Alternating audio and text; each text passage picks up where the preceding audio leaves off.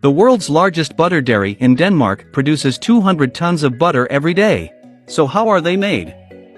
The milk collected from the farm is first fed into the separator, which rotates at 25 revolutions per second, with the less dense cream meeting towards the middle and the skimmed milk moving outward. Then the milk and cream will flow out of different pipes. Fresh cream is now loaded into tankers and shipped to a butter dairy processing plant 50 kilometers away. When the cream is delivered to the factory, it is heated to 95 degrees Celsius for 30 seconds to destroy all harmful bacteria in it.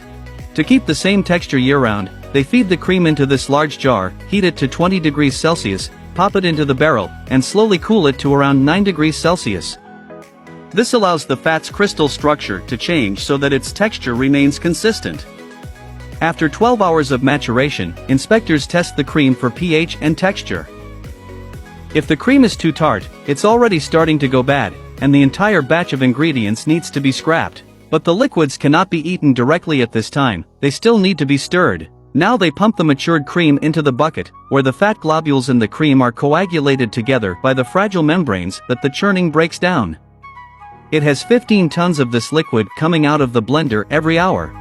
Then they will come to the separation zone. Here the machine separates the buttermilk from the butter. They then add lactic acid bacteria to the separated butter, which ferment the lactose in the butter, but agitation creates air bubbles in the mixture, which can cause the butter to oxidize and have a metallic taste. So after the butters are added to the mixture, they are sent into a vacuum chamber to extract the air inside.